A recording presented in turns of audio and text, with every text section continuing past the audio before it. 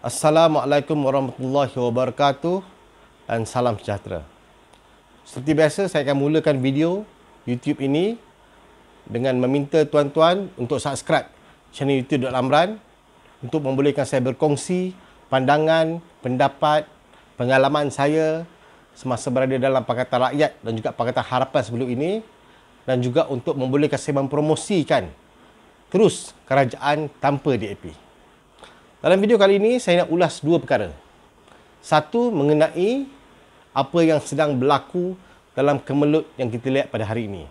Satu, peperangan psikologi yang saya panggil untuk kerajaan Pakatan Harapan palsu ini nak mengambil alih semula daripada kerajaan Perikatan Nasional.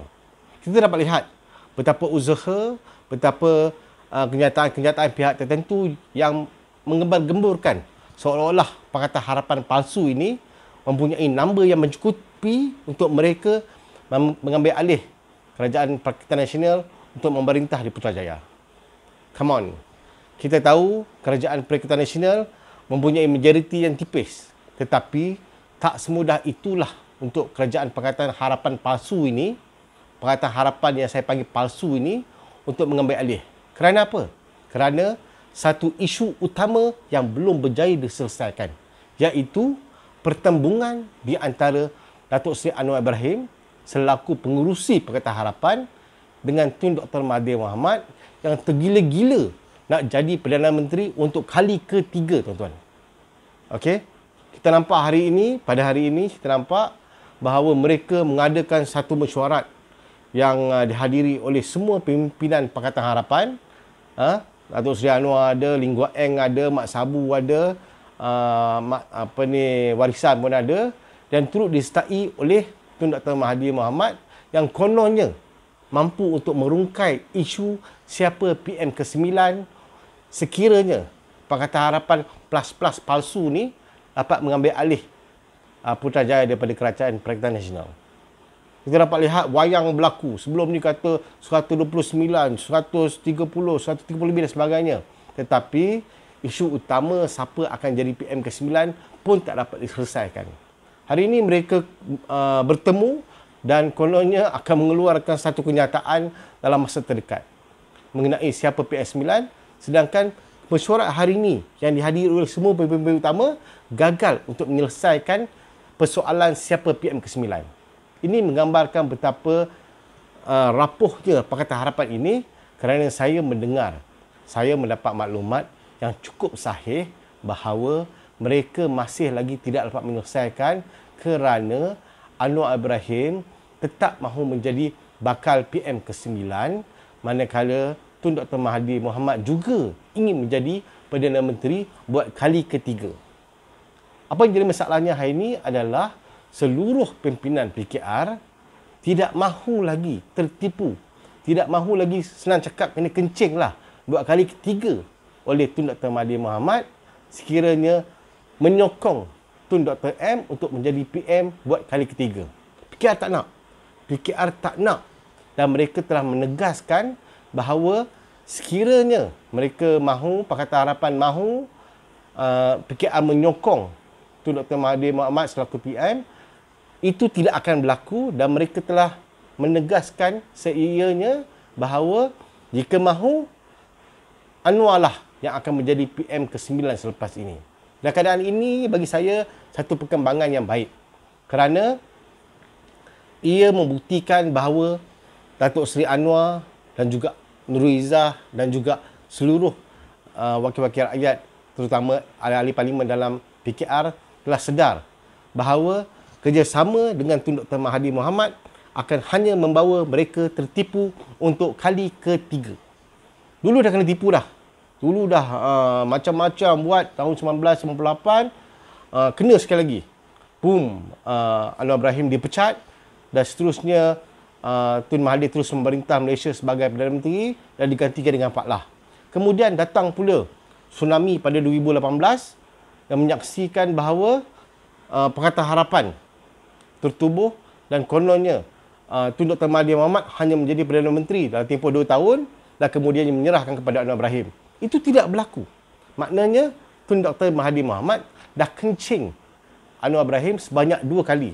Dan takkanlah sebodoh itu untuk dia ataupun parti PKR itu sendiri yang ditubuhkan untuk menjatuhkan Tun Dr. Mahathir Mohamad, tetapi menaikkan semula Tun Dr. Mohamad sebagai PM ke-7 sebelum ini, dan kali ini hendak lagi ditipu.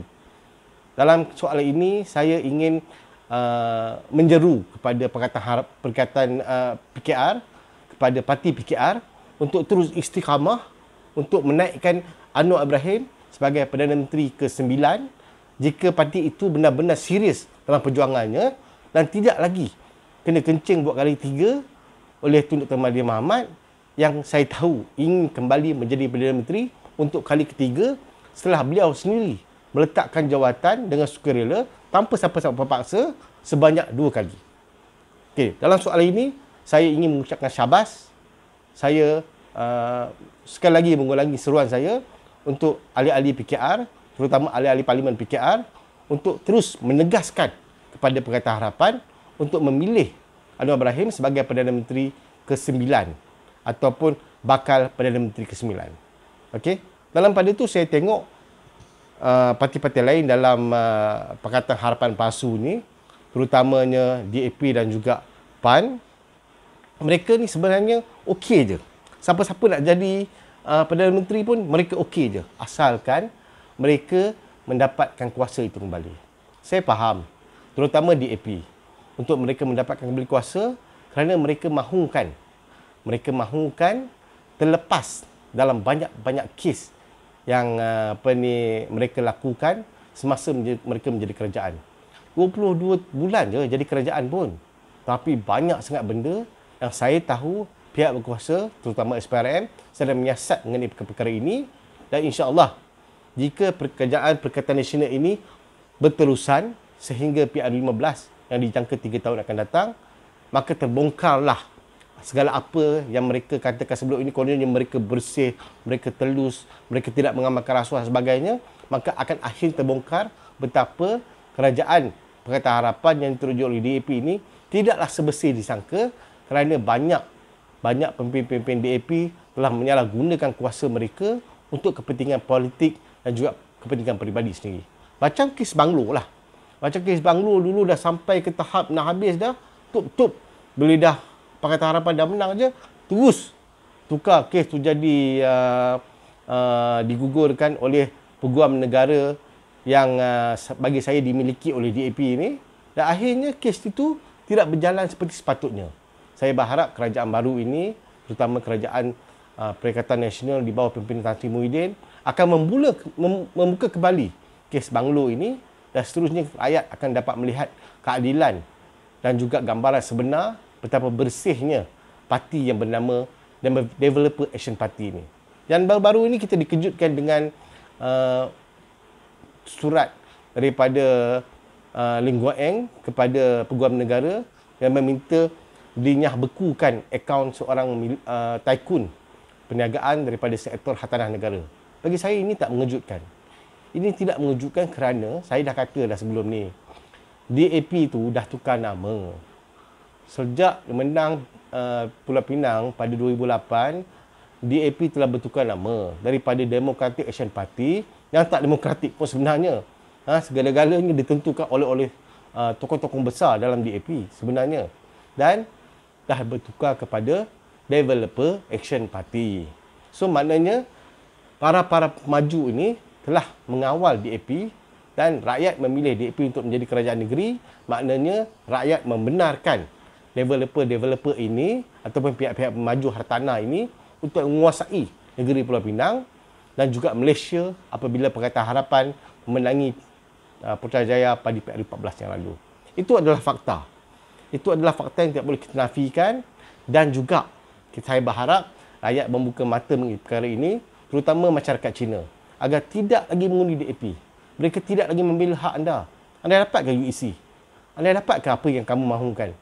Tetapi apa yang menjadi bahan kepada mereka adalah Developer Action Party ini berjaya meraih kekayaan yang bukan sedikit, tuan-tuan, untuk mereka menampung kehidupan mereka sekiranya mereka kalah lagi. Okey.